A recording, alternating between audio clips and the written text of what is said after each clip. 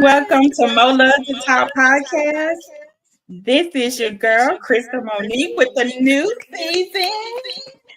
Mo Love to Talk podcast is airing today, and I got a great guest, Dr. Shalonda Carlisle. Say hello. Hello, and thank you all for having me. I'm super excited. Awesome. Tell everybody, how we have actually been doing a lot of shows together. And this year this gonna be really big because we're gonna hopefully get some people that can actually chime in the comments instead of being on the radio show. Absolutely. We're gonna go big or go home. That's right. So we're gonna get into music by Southern Comfort Brass Band. So we're gonna enjoy just a few little tunes of Southern Comfort Brass Band.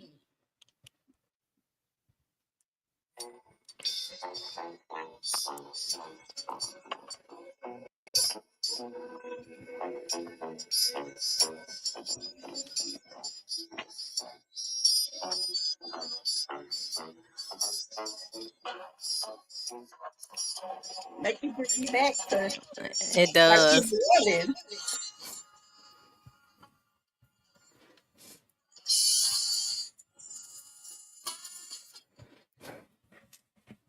All right. Well, that was music by Southern Comfort Brass Band. This show today and this episode is by Southern Comfort Brass Band and American Slang Collection, www.americanslangcollection.com, as well as RSVP Ice House. I am super excited to get into the show. So you ready? I am ready. Okay. Well, I want to tell you a little bit about Dr. Shalonda. So Dr. Shalonda, she's a licensed therapist, and she also just got her doctor degree. So now she is doctor. So when you see her, it's Dr. Shalonda. Okay.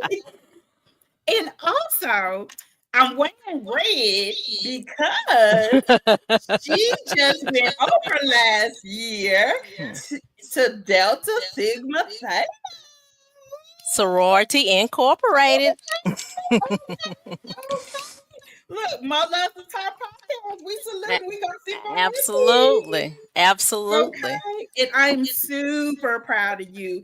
You are a graduate of Jackson State University. I love our champions, our swag champions, and she is just an all-around beautiful, smart, talented young lady. And I'm super excited to have her on Mo Love to Talk podcast. Y'all, she was on my radio show co-hosting with Representative Nelson. And then I told her, can you just come on over to Mo Love to Talk podcast and share some of your love and some of your insight about counseling, therapy, and just try to help heal the world.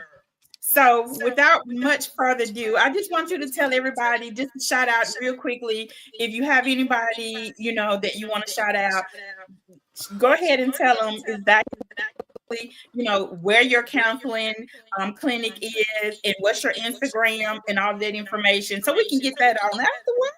Okay, so I have a boutique style therapy counseling service, Carlisle Counseling Consulting Services, which is located in Ridgeland, Mississippi. I am licensed in the state of Georgia, Mississippi, and Alabama, so I can provide therapeutic services in all three states. I'm working on Tennessee right now, and I'm working on Texas. But I'm located in Ridgeland, Mississippi. I love face to face, but I can also provide virtual counseling. Counseling is my passion. This is something that I'm just so passionate about helping people heal through any type of traumatic experience or life situation that they are facing. Sometimes, people don't know that they need counseling. And so one of the things that I do, especially for my first timers, is making sure that they know it's okay to go to therapy. It's just like if you're going to the doctor or you're going to see your chaplain. You take care of your spiritual health and you take care of your physical health, but so many times we forget to take care of our mental health. And when we don't take care of our mental health, it can lead to mental health challenges. And when you don't take care of your mental health and it leads to mental health challenges, it can lead to a mental health diagnosis, which a diagnosis is not a bad thing, but if we can make sure that we are taking care of our mental health, it may not lead to a mental health diagnosis. My website is www.carlisleforgrowth.com.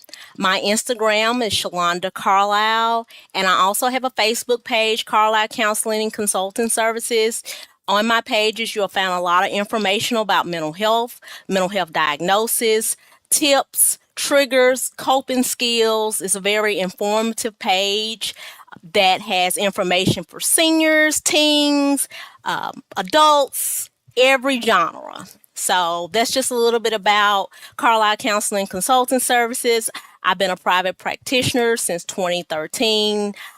Some of my specialties are anxiety, depression, childhood trauma, sexual trauma, helping people just through daily life stressors. I've had several individuals lately that been still working through COVID-19 pandemic. So, sometimes they come in for life stressors or life challenges, divorce, death. So it's not always something that has happened in the past. Sometimes it's in the present. Workplace trauma. That is something that is growing that people are not well aware of, that they're seeking help for those services or those stressors. Well, thank you so much. And I appreciate you, just sharing with us what you do, because I know that you are passionate about counseling and helping other people. But I do want to give a shout out to some of the audience members that comment below. Bertha Rand says, "Girl, I'm listening to you." That's my mom. So Okay. Hey, Mom. and Sam says, he's from California, says seeking therapy is a stigma with Black men. That is so true. So Absolutely. We got Instagram and Facebook comments coming through. So thank you so much. I appreciate you guys. And if you have any comments or any questions, continue to put it in the post and we'll read it. Okay. So we're gonna go on to a quote. I'm famous for my quote. I know, but bring it. So because yesterday was Dr. Martin Luther King Jr. Day, and we was interrupted by something yesterday. So I decided to honor him today, in any and every day, because of course we all believe in equality over here at Melissa Talk Podcast, and we always believe in taking care of each other, right? So one thing that Dr. Martin Luther King Jr. said: if you can't fly, then run. And if you can't run, then walk. And if you can't walk, then crawl. But whatever you do, you have to keep moving forward. So that was a quote from Martin Luther King Jr. And so we're going to get into the events before we get started. Is that okay with you? That is all right with me. Okay, so you guys know I'm so passionate about the events going on in Jackson, Mississippi. So I wanted to start off with one of the events. It's called Part of the Matter. It's February the 22nd at the RSVP Ice House. It's Saturday, and it is also red attire is encouraged. We have some very great guests that's going to be on there, from Married to Medicine. I love that show. And then it is a great show. Also, and we have the Willie and Akeisha Kalon production. They presenting the Part of the Matter. So Dr. Shalonda, if you'll just mute yours so that if you don't mind. Okay. Okay, thank you. My executive producer sent that to me. He's looking out for us. He's looking out for us. And because we want to make sure we hear everybody. Thank you, Dr. Shalonda. And then we have next Crew of Mauve Mardi Gras Ball. So again, that's Crew of Move Mardi Gras Ball, and it is featuring Southern Comfort Brass Band. Oh my goodness! And it also is sounds by DJ Nasty Show, and also hosted by Cocky McFly. This is 8 p.m. February the 21st. Is semi-formal attire on Friday, 8 p.m. Woo! I think that we may have to go check that out. And then we have, I know Dr. Shalana said, oh my goodness, you in your events. We have King George Southern Soul Rising Stars. That is Sunday, January the 26th, 2025. And that is on 105 East Pascagoula Street in Jackson, Mississippi. Of course, you can get your tickets. And then we have the Mardi Gras Moonlit Masquerade. So, there's a lot of Mardi Gras events that's coming up. Do you plan on attending? I am planning on attending. I'm so happy that so many great things are going on into the city. So that's going to be a great time for all. Yes. And then Southern Comfort Brass Band, February the 22nd, 2025, Saturday, 7 p.m. to 10 p.m. This is also at the Pearl Community Center in Brandon and Old Brandon Road, Pearl, Mississippi. Of course, it's a silent auction. Again, that Southern Comfort Brass Band also will be the highlight and performance on February the 22nd. Make sure you get your tickets.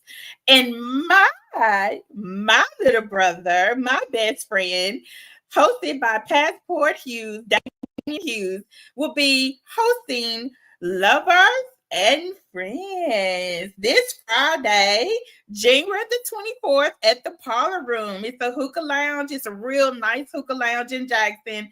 So make sure you check out the Lovers and Friends event on this Friday. And oh my goodness, how can I forget? The Pop Festival. The Pop Festival is going to be on March the 23rd. And not only am I going to be on the panel, but yours truly, Dr. Shalonda, is going to grace us on the panel for the Podfest. It also is going to be at the RSVP Ice House. Y'all, this is for YouTube creators, podcasters, gamers, social media influencers, media, production staff. Anybody, if you just want to come and check it out, just come. It's a free event this year. We're going to have food trucks because, we love to eat in Mississippi. So we got to have the food trucks, and it's going to be really, really good time. So thank you so much for agreeing to do that, Dr. Shalonda. We really appreciate you. Absolutely. It's going to be a great informative and networking event. So something new for the city, and I think it's going to continue to grow.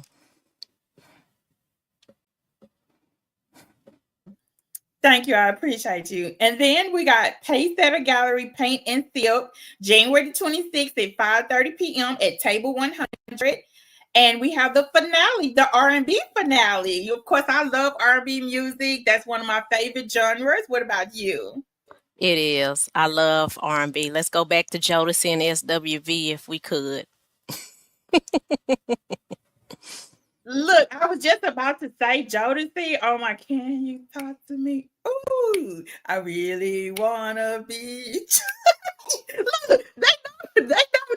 Look, and then my favorite Mario. Ooh. Mario was a vibe. Mario was a vibe. But I was back in R&B. I was into the TLC and SWV and the boots and the style and the fashion and the tempo. And I remember one Halloween, I thought I was Left Eye, and I had my band-aids on my face and the baggy pants. It was just a vibe. The 90s was just a warm, cool vibe. And I just wish that these kids, and I call them kids, but when I say like the teenagers in the early 20s, I wish that they could have experienced the 90s, because we had so much good, clean, wholesome fun. Like, it really was a fun time. Absolutely, it was a great time.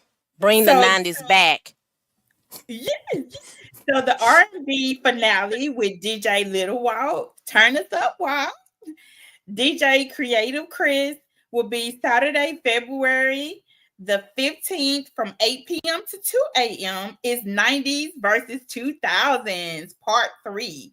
So make sure you check that out. It's going to also be at Center Stage Event Center. That's off of County Line Road in Jackson, Mississippi. So make sure you get your tickets there. And of course, do not forget to subscribe, like, and comment to Mo Loves the Talk podcast. And make sure that you check out Dr. Shalonda Carlisle because she's gonna be on everybody's podcast and everybody's talk show because we're gonna speak that into existence. We're gonna speak that she's gonna be on Tamron Hall. She's going to be on Jennifer Hudson. We're gonna speak that into existence because we believe in making sure that we motivate people here at Mo Loves to Talk podcast. And so I want to say thank you because before, look, we're not going to be able to have you. You're going to be so booked and busy. I appreciate the manifestation. I really do appreciate it. Any way I can use my voice as a vessel to get things that I'm passionate about. And if it needs to go to Tamara Hall or wherever, if it's a church or wherever it needs to go, I want, God to use my voice as a vessel to get, his word out and mental health issues out. So wherever I'm needed, I'll be there. Okay. We are definitely going to start with healing. So today's topic is healing from traumas. And, a lot of times people have a childhood trauma. They may have had a divorce they consider as a trauma. They may have a work situation as a trauma. It could be numerous things, but we're going to let the expert actually tell you exactly what the different types of traumas and how you can, because we're here about resolutions. We're here to be able to give tips. It may not work for everybody because that's why you do the counseling sessions and that's why you do the one-on-ones. But if we can do anything to be able to help start the process, that's what we're here for today, right? So we're going to start with a few questions, and then I'm going to get into Dr. Shalonda is going to go over a little bit about the trauma and explaining all the details about that and how you can get help and how you can recuperate and cover from that. So you ready for the questions, Dr. Shalonda? I am ready. Okay. Well, our audience, when I said, can you ask some questions with Dr. Shalonda? Oh, they got the typing. They ready. They was like, man, this world is something else. I need some help. So here is the question that we're gonna start with. We're not gonna start with one, we're gonna start with two, okay? Okay. What is trauma and how many different types of trauma? Oh, that is a twofold question. So, trauma can look different for everybody. I want to make sure that I explain that. So, trauma can look different for everybody. Trauma is the response to a deeply disturbing event that overwhelms an individual, and that particular event may cause them not to cope in their environment. They may feel hopelessness. They may feel helplessness. They may feel a full range of expressions or emotions. So I'm going to say this again, trauma can look different for everybody.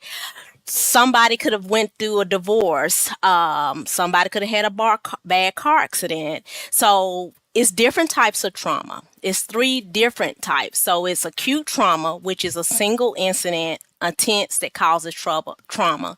And that could be a car accident. That can be a workplace accident. That can be you witnessing somebody being hurt. So we have that. Acute trauma is a one single incident. So complex trauma is a little bit different because we have complex trauma and we have chronic trauma.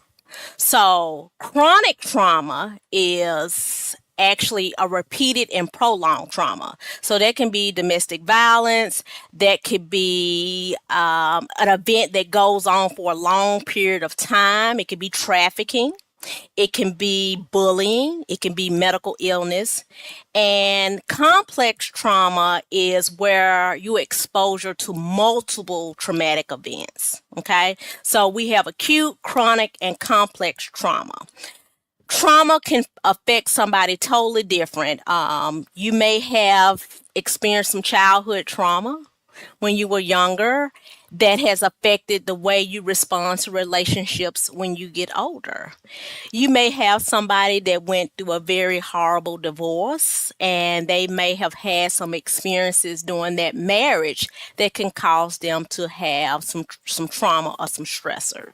So, like I said, trauma can look differently. And the reason why I keep expressing that is because I think sometimes we downplay other people's trauma. Oh, you didn't go through nothing. No, if it affected them, they did go through something. So we have to start making sure that we validate when people have been through different types of trauma, which if it was abandonment, if it was a bad car accident, if it was a loved one going through hospice, we have to validate and be active listeners and make sure that they know that they are a priority while they're going through that trauma.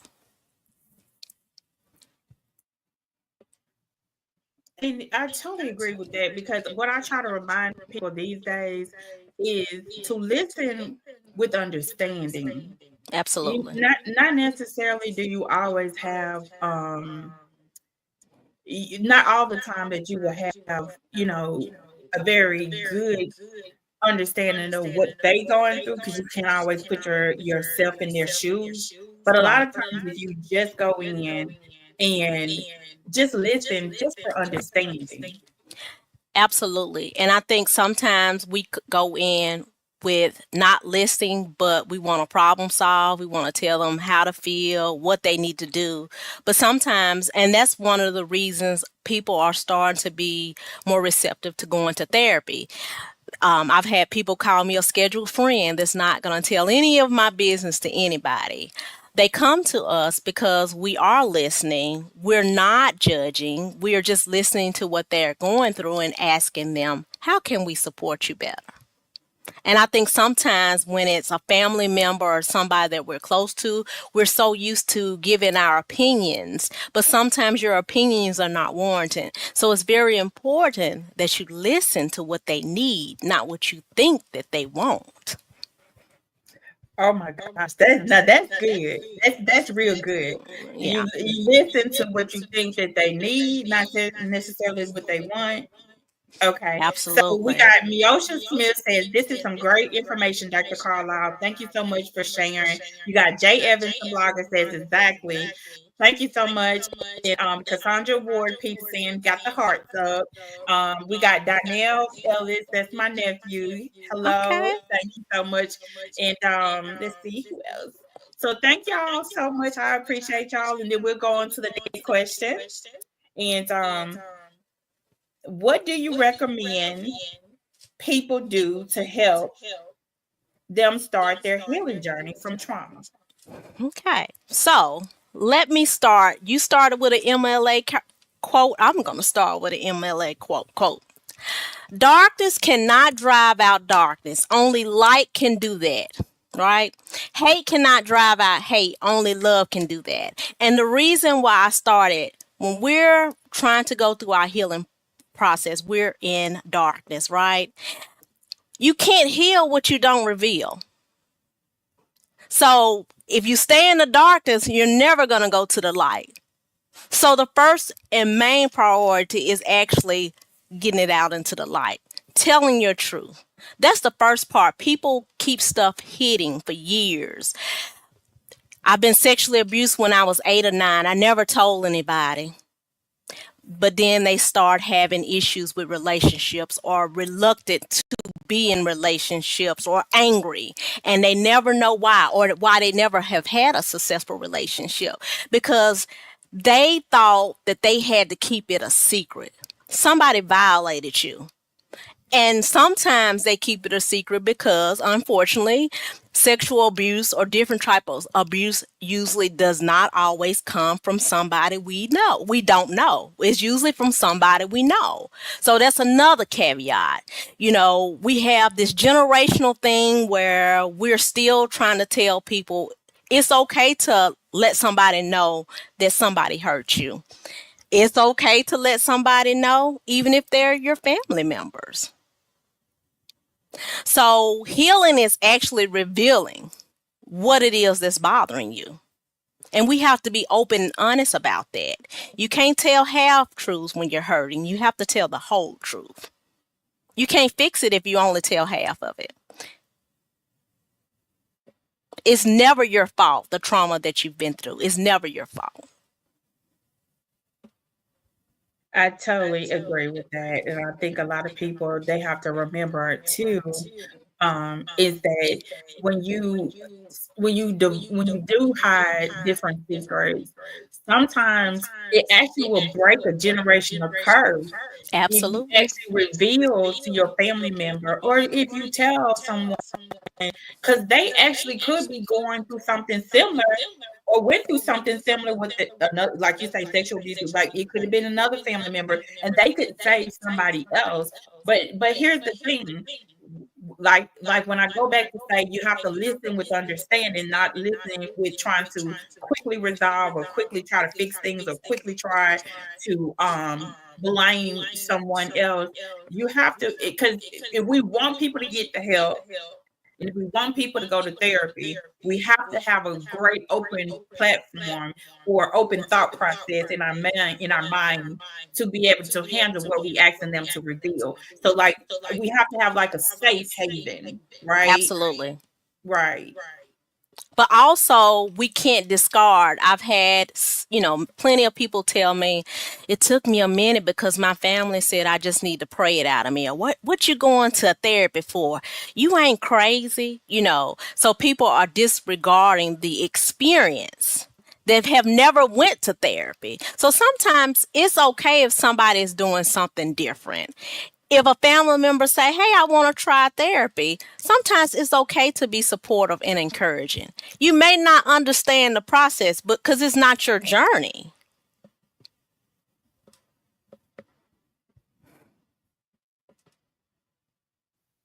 That is a good point. And I know I keep on muting mine so that y'all can hear her, so that it won't be an echo. So I'm gonna be muting mine. So because the most important thing is to hear her. Y'all can hear me gap all the time.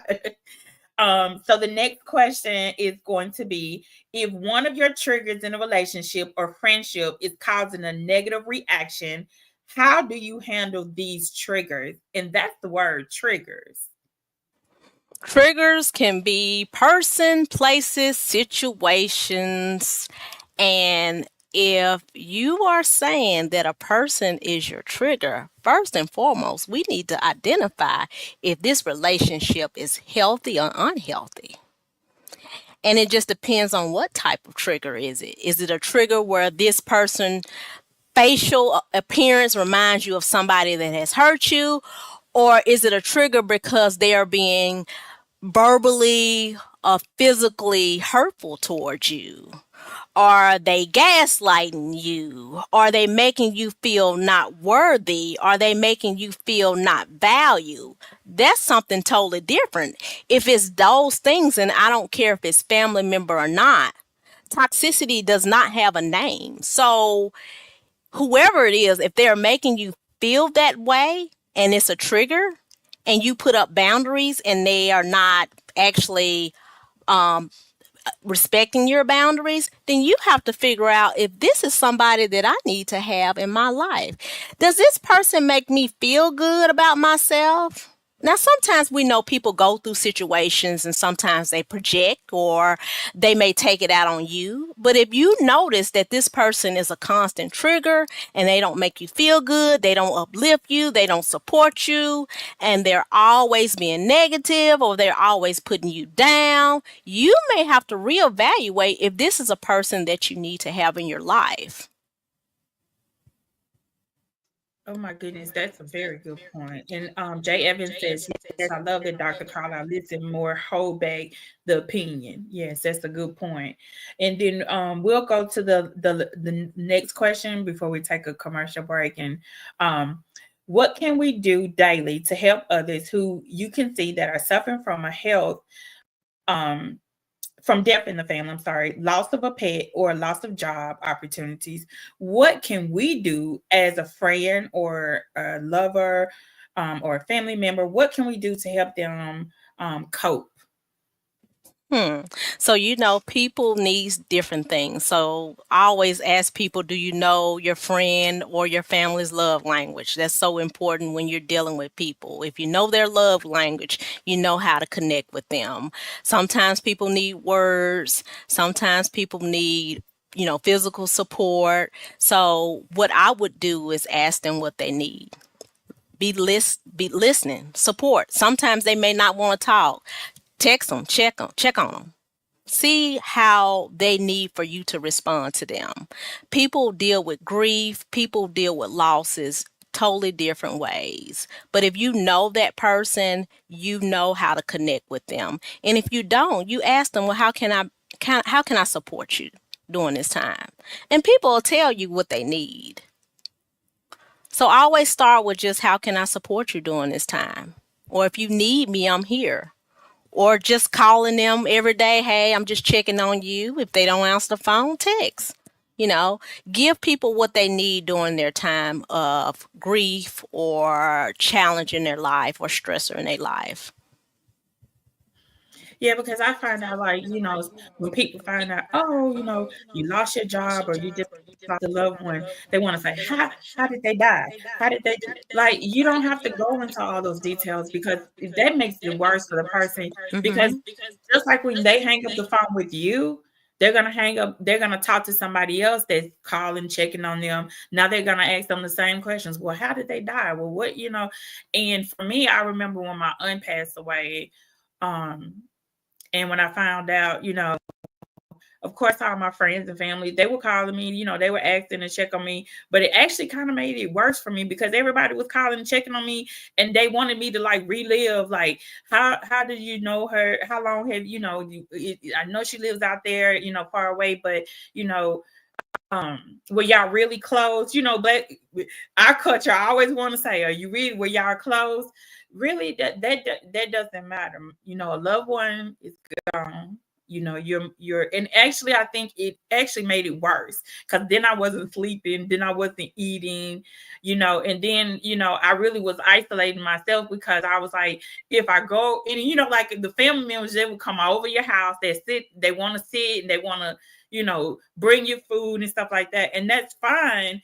But like for me, like you say, know your love language, because if a person really say, hey, I thank you for checking on me, that's all you have to do is just check on me, make sure I'm good, and that's it. Because I'm the type of person that I don't want to just go into a lot of details. I want to mourn in the way that I want to mourn, and then I'll pull myself up and then I'll go on, to work and everything else. But I need some time to mourn, and I think if we just respect everybody's, like you say, love language. If they need to be surrounded by a bunch of people, to make sure they're good, then do that.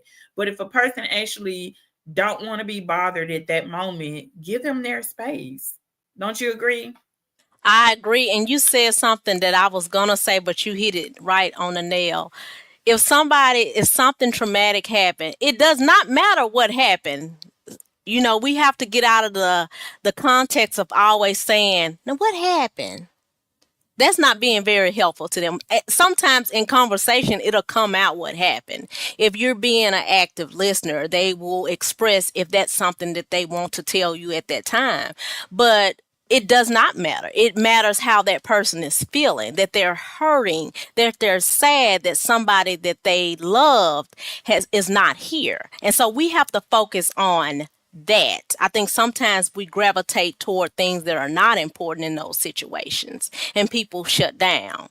But we have to ask ourselves, does this matter? Does this question matter? I need to ask them, are they okay? Is it anything else that I can do for you? I'm thinking about you. I know that you're hurting and I'm here for you. We got some comments, Dr. Shalonda, in the comments.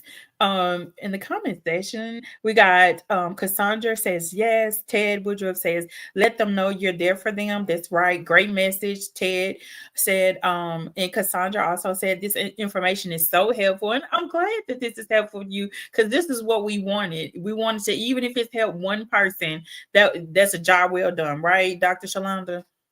Absolutely. And I like to disclose when I feel like it'll help somebody. My mom passed suddenly 5 years ago. She was 55. She was pretty young. And she said, she was talking to my sister and she said, I'm finna pass. And she did. And at that time, I had to go into survival mode because I had to plan everything. I had to do everything. But I do remember as time went on, what was helpful and what was not helpful. What was not helpful was, people were asking me, well, what happened to her? If we're close, you're gonna know what happened to her. You don't have to ask that. But with grief, grief comes and goes. Some days I'm good. Some days it's like it's the day it happened. Some triggers make it increase. Holidays, anniversaries, graduations, things, events that I have that I would want her to be there. I miss her a lot. So sometimes we have to pick up on cues. We have to pick up on things with that loved one to kind of know. Like I have great friends that reach out to me. I know it's the holidays. I know you and your mama watch Angels with, Christmas movies. I'm just checking on you. They know that I don't celebrate on Christmas anymore, but I love watching the Hallmark Christmas movies. And then I love to go on a Christmas trip with my friends. And they accommodate with me. Every 2 years, we go on a Christmas trip to a Christmas town. They do that for me. So they know my love language. They know what I need. And so sometimes we have to give people coping skills that they can utilize and need. Well, again, I'm sorry for your loss. And again, thank you for sharing that information too, because that's one of the things that I was going to ask you too, as a counselor, when is it some type of training that you have to like detach from all the other traumas that everybody else is putting on you, and how do you sleep? Like, how does your mental happen at nighttime when you Okay. That is an excellent question. I experience a lot of vicarious trauma, and it's called secondary trauma. A lot of people that do service or medical fields may go through that. That's policemen, that's people that work at the hospital. You see a lot. So those feelings and thoughts, emotions don't go away. Before I was a therapist, I was an ER social worker at the only trauma hospital in the state. So I saw everything that you could imagine on the news, or everything that you can imagine that can happen. Social worker had to go in if somebody was sexually assaulted. Social worker had to go in if somebody passed away. Social worker had to go in if somebody was viciously beaten.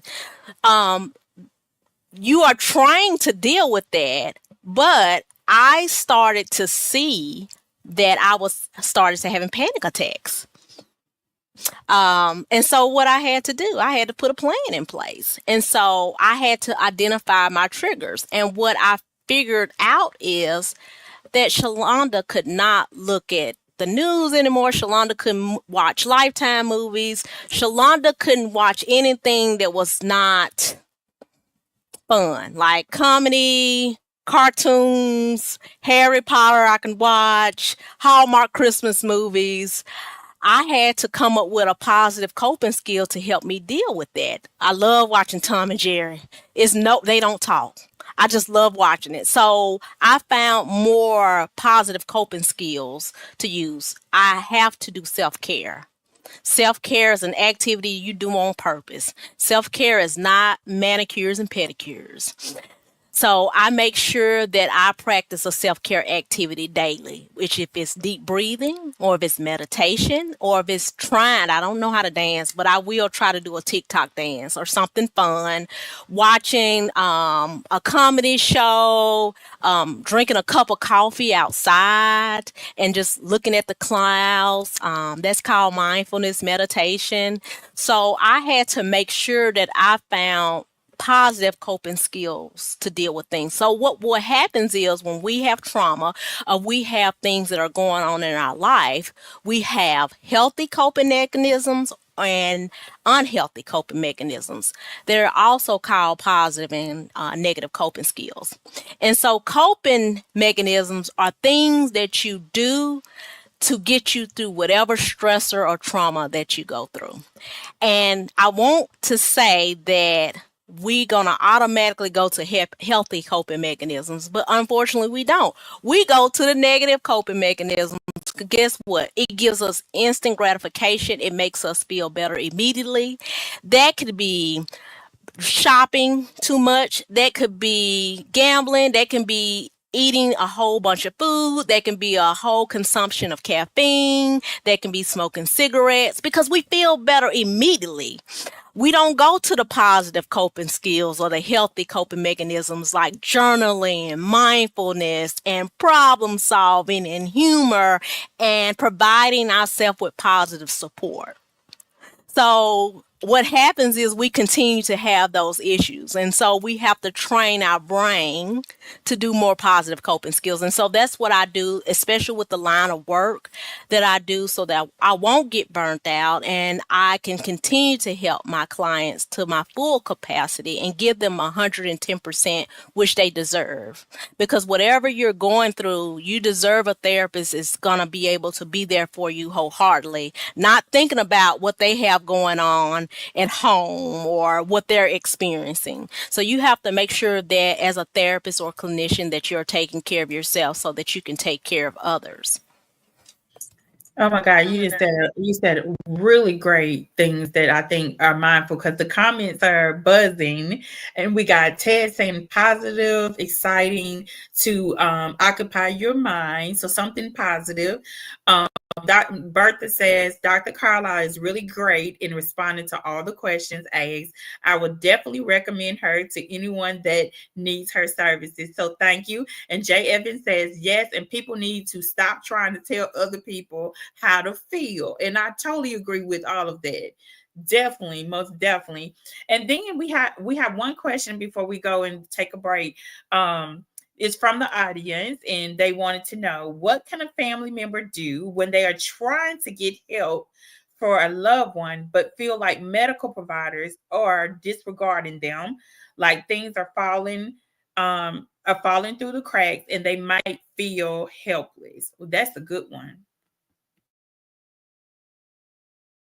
That is a great question. I see that so much when I'm dealing with people that have loved ones that have medical elements, even with mental health issues. I see that sometimes the family member feels very helpless. And one of the things that I learned working in the hospital is, families being that particular loved one's an advocate can make so much of a difference.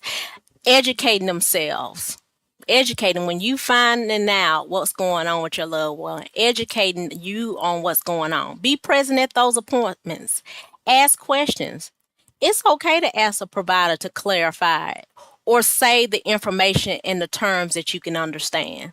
Sometimes we go on these doctor's appointments and we forget that our family, the loved ones, have not went to the same school you went to. So sometimes you have to break that terminology down. Ask them to clarify. It's okay to ask them. That's what they're there for. They're there to help you understand so you can be there to help that particular client or patient through whatever's going on. Keep records. Document who said what. And I hate to say that, but make sure you document. Sometimes if you don't feel something is right, you can get a second opinion. If in your gut you feel like they're not telling you something or something doesn't seem right, you can ask for a second opinion. But one of the things I want you to remember, always be respectful. Sometimes when you're respectful and you're patient and you're polite, sometimes you can get a little bit more out of them, because I think sometimes we're just trying to help the patient and we don't understand that that's the only thing that the family member is doing too. So they get frustrated as well. So sometimes we have to be empathetic. So making sure you be present at those appointments. Clarify questions. Keep you a tablet. Keep you a tablet with names, who their doctors is, know their rights. Know the patient's rights. Those are some key things that I can tell you. And it's okay. Also with mental health providers, you may meet a therapist that you may not connect with. I always tell people, don't take the first therapist you see. Interview them like you'll interview somebody for a job. Look at their website. See if they have some of the same morals and values that you have. Sometimes word of mouth is good, but sometimes we need to dig a little bit more deeper when we're trying to find the right therapist. Ask for a 15-minute consultation. You don't have to schedule. Say, do you take consultations? See if that person is a good fit for you before you decide to go with that particular clinician. Because I've seen people not have a great experience and then they never go back. And that's so unfortunate. So making sure that you do research on your therapist or whoever you decide to get help with. People just have different therapeutic styles. Ask them how long they've been a clinician. What therapy do they actually provide? What therapeutic interventions do they provide? Ask them the questions that you want to know. And then make an informed decision. I absolutely love that. That's some great information. So thank you. We're going to take a break. So Dr. Shalonda, if you need to go and do anything for just a second, or you want to stay, we just want to talk about some journaling, because I know me and you talked earlier about journals. So this is a journal by Hello Black Man. And in it actually has a lot of different questions. And one of the questions says, talk about your biggest fears in life. And then you can journal. You'll take a pen and you can journal. So like if I turn to page, it says number 30, write a letter to your younger self. And you know what's so funny, because Dr. Shalonda, I like to ask that question all the time. I like to say, what would you tell your younger self at 18 that you wouldn't do? So I'm gonna ask you that question. What would you tell your younger self at 18? You know what? I think sometimes the experiences that we go through shape us. I probably would tell myself to be more patient and enjoy the moment. I just remember when I was a teenager and I was just ready to, leave home and go to college. And I just kept rushing through life, not enjoying those experiences. And now I look back and wish I was on the yellow school bus just going to school. So I would probably tell my younger self to enjoy whatever period I am in my life. If it's me going off to college, or if it's me having my first job, or whatever experience or life transition that I'm going through, enjoy it. We got to stop trying to rush to the next season. I like that. So I'm gonna ask myself that.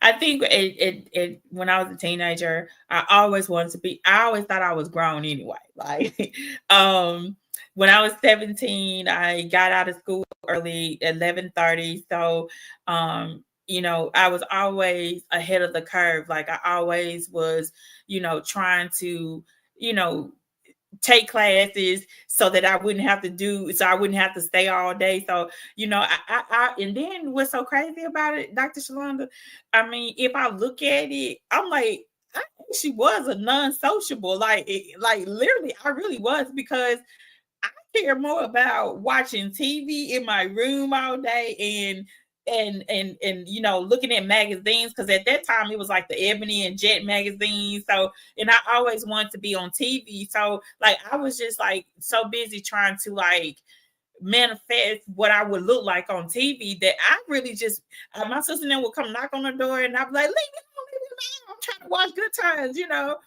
And so for me, I hated to go outside, Dr. Shalonda. I hate my mom be like, can you go outside and play? I'm like, no. And so now I wish, hindsight looking back, I wish I took enough time to go outside and really just enjoy being a kid.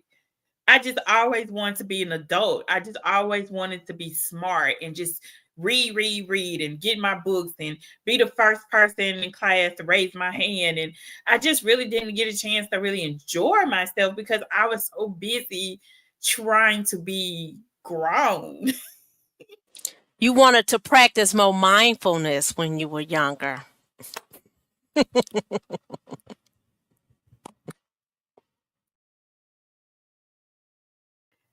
I love that. I love that. To be We- demure and so mindful.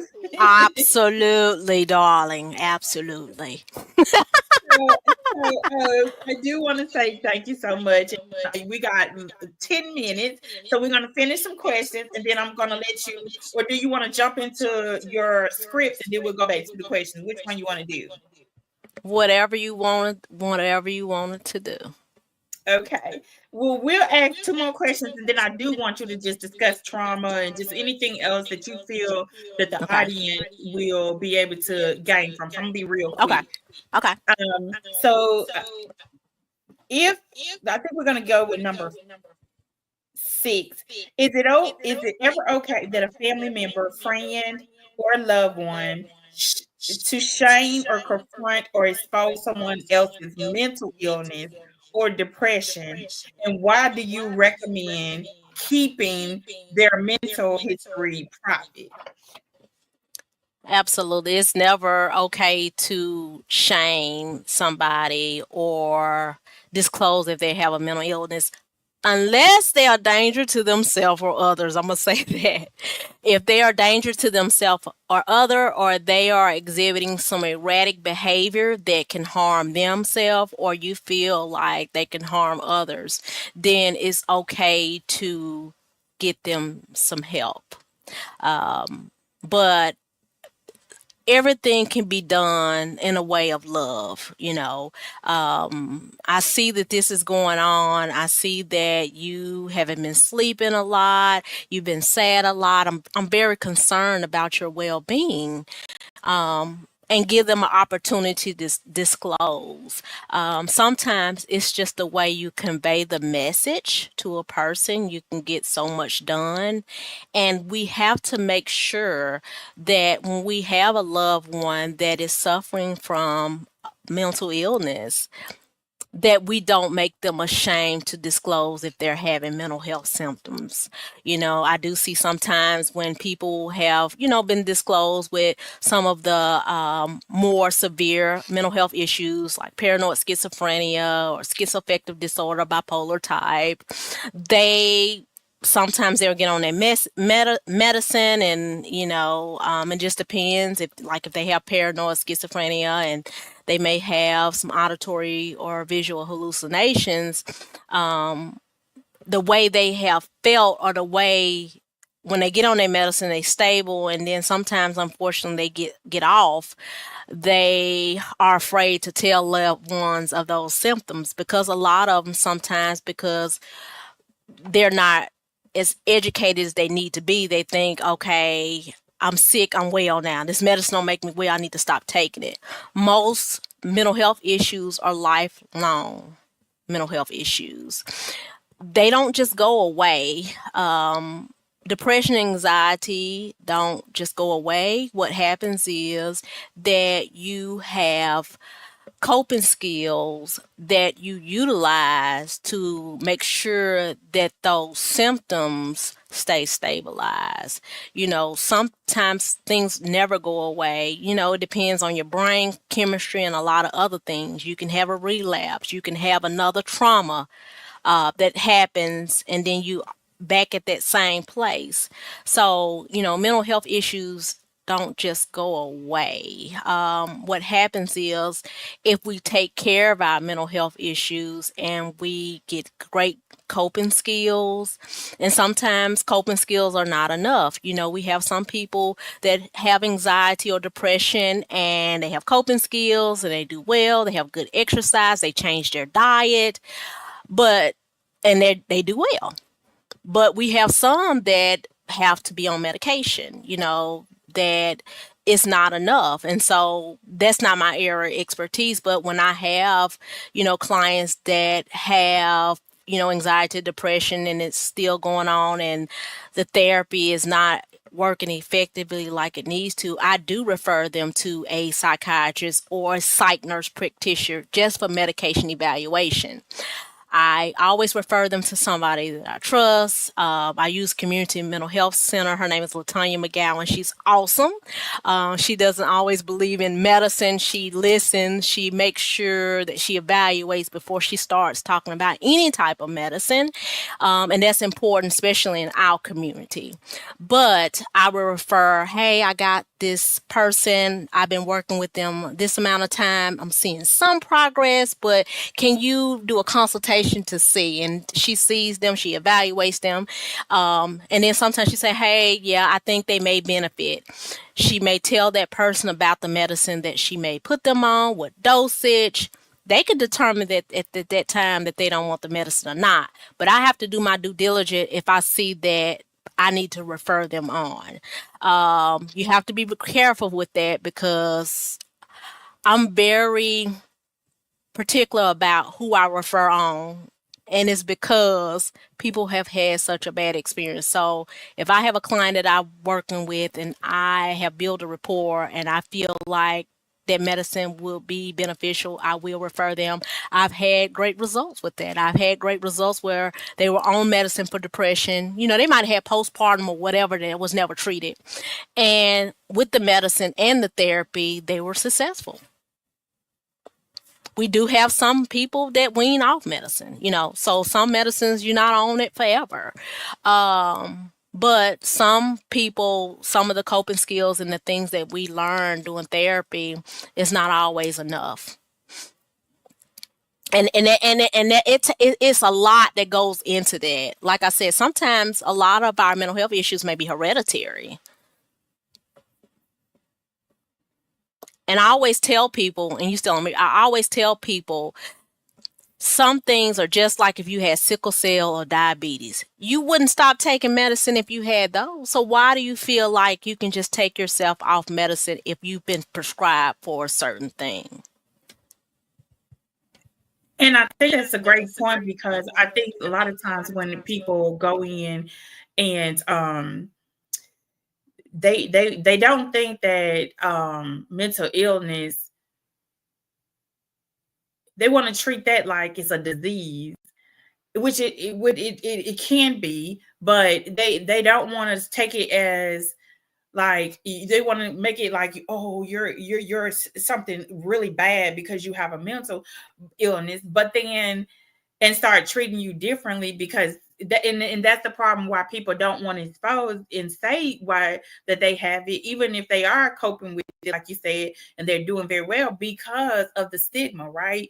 And because like if I had hypertension, everybody say, oh, she got hypertension, because it's a known thing in our culture, right? We just go to the doctor, get some high blood pressure medicine. That some people joke about, oh, it's just my hypertension, oh, it's just my blood pressure. But I feel like if we all have the same mindset, it's just like hypertension, it's just like diabetes, it's just like any other thing that you have to medicate yourself to on a daily basis or cope with, because even with hypertension, they say what you got to cut out your diet, certain things in your diet, you got to exercise more, you got to get that heart rate going, you got to not, and even even with diabetes and other things like that, it's things you have to self-medicate and you have to do to help. So it's the same thing. So I think if our culture, if we could just only get our culture to start understanding that, to be honest, I feel like everybody has something they're dealing with, right? And it can look different at any given time. For example, if you have a miscarriage and you have postpartum depression, and a lot of men don't even know how to help their wives or their girlfriends or anybody else because they've never seen it in their moms, because their mom now is so much older. So they don't remember, of course, they don't remember if she went through it because they don't know, they've never seen it. So it's like, what can we tell our guys when you know that you have your wife or your girlfriend that does suffer from depression or anxiety? How, and vice versa, it's men. How can we, start breaking the stigma and make it like I said, like a safe haven? I know we got like literally it's cutoff time, but if we could just start, and you can just answer that question and then we can wrap up. Thank you. Okay. First and foremost, it's okay not to be okay. That's the first thing. It's okay not to be okay, but we have to make sure when we're not okay, we do something about us not being okay. So, men, I always tell men and women, check in with your mate. See how they're doing. See how they're feeling. That is so important in a relationship, to let that person know it's okay not to be okay, and I'm here for you. And if you need some additional help, we need to make sure that you get that. We have to make sure that we continue to destigmatize what mental health looks like. And we have to make sure that we put in our brain, if we don't take care of our mental health, it will lead to a mental health challenge that can lead to mental health diagnosis. We are trying to break generational trauma. We're trying to break generational curses. And this is one of the first steps to that. It's okay to get help from the church and from a therapist. I have a book called God is My Therapist. And the first thing I say in the book is, God sends a facilitator. I'm one of his facilitators. So we have to make sure that we connect to the people that are going to help us. It's okay to not to be okay, but it's okay to seek help. I love it. I love it. I love it. Thank you so much again to Dr. Shalonda Carlisle. I'm going to give you an opportunity to say again your contact information and where they can book a session, or for a family member or friends. You can go ahead real quick and say your information. Shalonda Carlisle. My website is Carlisle for Growth. www.carlisleforgrowth.com. And I know Mo will post it on her page. It's www.carlisleforgrowth.com. I am available on Facebook, Carlisle Counseling Consulting Services, or you can reach me on Instagram at Shalonda Carlisle. My contact information is on there. Phone number 601-559-0599. Okay, say that one more time. What's your phone number? 601. 601-559-0599. Okay, let me see if it lets me do it. Hold on one second. I want y'all to hear it too, but I want to post it in the comments. So 601 559 0599, and I'll go in later and put my website, because like I said, see who you talking to, find out about me. And then I have some other providers that are not necessarily with Carlisle Counseling Consulting Services that I refer out. So it's other providers that are on my page. I'm all about making sure somebody gets help, even if it's not from me. Okay, well, thank you everyone on Facebook, Instagram, YouTube for joining in tonight. This has been a great show. We got to do part two because Dr. Shalonda, we didn't even get to all the questions because you just, I mean, you have I been a blessing. know. You have been a blessing. Can we do a part two? We're going to have to do a part two very, very soon because you Okay. have some great questions that we didn't even touch the tip of the iceberg on. Healing is a process, just like this particular podcast was. It's a journey. You can't just go fast on it. You gotta ease the information so people can be ready to receive it. So I think we do need a part two. We may even need a part three. We may need a part 3, 4, and 5 Absolutely. because like you said, it's a journey, it's a step. Absolutely. You know, we got to do baby steps. If you Right. have like Alcoholic Anonymous, you got what? How many steps is 12 it? steps. 12 steps, I think. 12 steps. So the first step is acknowledging that you have a problem. That's what we learned today. Class. Absolutely. You can't heal what you don't reveal. Okay, you can't heal what you don't reveal. All right. Well, thank you so much, Dr. Shalonda. My pleasure. And I love you for coming on. I hope that if just one person got healed from this conversation, we're gonna do a part 2, part 3. But for tonight, we're thanking you for joining us. And thank you to our audience again. This has been a great show tonight. And thank you for everyone, all my sponsors, Brook and Crane Media Group LLC. You got Southern Comfort Brass Band. You got RSVP Ice House. And also AmericanSlangCollection.com. Thank you again. Thank you to my mom. And thank you to Jay Evans, my executive producer, making sure that our audio was good tonight. Thank you, Jay. And also Miyoja and Ted and Cassandra and everybody. Hey, Cassandra. Hey, Cassandra. And Cassandra, everybody that has tuned in today, make sure you share, like, and subscribe. And we'll see y'all. Bye-bye. Bye.